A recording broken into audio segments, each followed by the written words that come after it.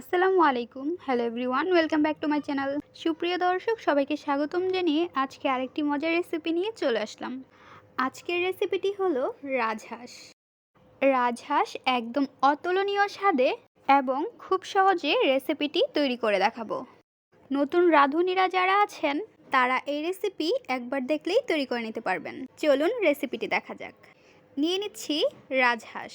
হাঁসটিকে ভালোভাবে পরিষ্কার করে নিতে হবে। হাঁসটিকে আমরা পুড়িয়ে নিচ্ছি। হাঁসটি পুড়িয়ে ছেঁকা দেওয়ার পর এখন আমরা হাঁসটিকে কেটে নিব। হাঁসটি কেটে নেওয়ার পর ছোট ছোট পিস করে নিতে হবে এবং মাঝখান থেকে চিড়ে নিয়ে চামড়াগুলোকে আলাদা করে নিচ্ছি। আমরা চামড়াগুলো একটি ছুরি বা চাকুর সাহায্যে কেটে নিচ্ছি। সেমভাবে সবগুলো চামড়া ছাড়িয়ে নিব। এখন রানের সাইড কেটে নিচ্ছি। মাঝখান থেকে চিড়ে নেওয়ার পর কলিজা এবং গিলা আলাদা করে নিচ্ছি। দেখতে পাচ্ছেন চামড়া এবং মাংস ভালোভাবে কাটা হয়ে গিয়েছে। এই হাঁসটিকে কাটতে আমাদের প্রায় 1 ঘন্টার মতো লেগে গিয়েছে। এখন মাংসটিকে ভালোভাবে ধুয়ে নিচ্ছি। একটি প্লেটের মধ্যে নিয়ে নিচ্ছি মিঠা হজ, দারচিনি 3 টুকরো, লং 5 থেকে 6টি, এলাচ 4 থেকে 5টি, গোলমরিচ 7 থেকে 8টি, নিয়ে নিচ্ছি জিরা এবং ধনিয়া হজ। এগুলো আমরা ভালোভাবে ব্লেন্ডার করে নিব। একটি বলের ভিতরে নিয়ে নিচ্ছি মাংস। হাঁসের মাংসগুলো ভালোভাবে ধুয়ে নিয়েছি। রাজহাঁসের মাংসগুলো অনেকটা গরুর মাংসের মতো দেখতে। এর মধ্যে দিয়ে দিচ্ছি আদা রসুন বাটা 3 টেবিল চামচ, জিরা বাটা 3 টেবিল চামচ, কাঁচামরিচ 9 থেকে 10টি পেস্ট করে নিয়েছি, হলুদের গুঁড়ো 2 টেবিল চামচ, গুঁড়ো মরিচের গুঁড়ো 3 টেবিল চামচ, ধনিয়ার গুঁড়ো 1 টেবিল চামচ, তেজপাতা 2টি, দারচিনি 3 টুকরো, এলাচ 4 থেকে 5টি, দিয়ে দিচ্ছি স্বাদ অনুযায়ী লবণ এবং দিয়ে দিচ্ছি ব্লেন্ডার করে রাখা গরম মশলাগুলো। এখন হাত দিয়ে ভালোভাবে মিশিয়ে নিচ্ছি। হাত দিয়ে একটু সময় নিয়ে মিশিয়ে নিতে হবে এবং মশলাগুলো যেন মাংসের ভেতরে ঢুকে সেইভাবে মাখিয়ে নিতে হবে। ভালোভাবে মাখিয়ে নিয়েছি। এখন 30 মিনিটের জন্য রেস্টে রেখে দেব। চুলায় বসিয়ে দিচ্ছি ননস্টিকের একটি পাতিল। দিয়ে দিচ্ছি সরিষার তেল। তেলটি হালকা গরম করে নিচ্ছি। গরম করে নেওয়ার পর এর মধ্যে দিয়ে দিচ্ছি পেঁয়াজ।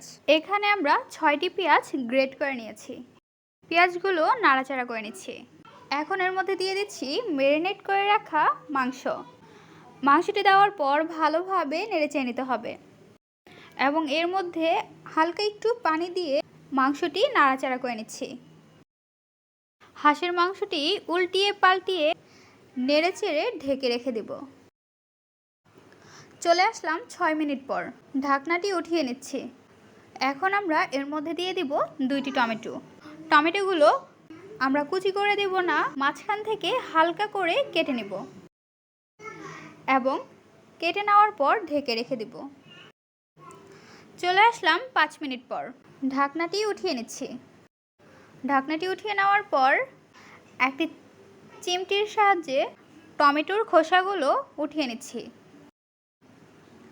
সেমভাবে 2টি টমেটোরই খোসা উঠিয়ে নিচ্ছি। টমেটোর খোসা উঠিয়ে নেওয়ার পর খুন্তির সাহায্যে নেড়েচেড়ে নিচ্ছি এবং টমেটোগুলোকে গলিয়ে নিতে হবে। মাংসটি ভালোভাবে নাড়াচাড়া করে নিচ্ছি। মাংসটি নাড়াচাড়া করে নেওয়ার পর এর মধ্যে দিয়ে দিব লেবু। এখানে আমরা 2 পিস লেবু নিয়ে নিব। লেবুর রস ভালোভাবে চিপে নিচ্ছি। লেবুর রসটি ভালোভাবে চিপে নেওয়ার পর আবারও আমরা নাড়াচাড়া করে নিচ্ছি। নাড়াচাড়া করে নেওয়ার পর ঢেকে রেখে দেব। ঢাকনাটি উঠিয়ে নিচ্ছি। ঢাকনাটি উঠিয়ে নেওয়ার পর মাংসগুলোকে ভালোভাবে নেড়েচেড়ে নিচ্ছি এবং এর মধ্যে দিয়ে দিব গরম পানি। আরেকটি চুলায় আমরা গরম পানি করে নিয়েছি। পানিটি দেওয়ার পর আমরা ঢেকে রেখে দেব। ঢাকনাটি উঠিয়ে নিচ্ছি। এখন আমরা এর মধ্যে দিয়ে দিব কলিজা। কলিজাগুলো দেওয়ার পর আবারও ঢেকে রেখে দিব।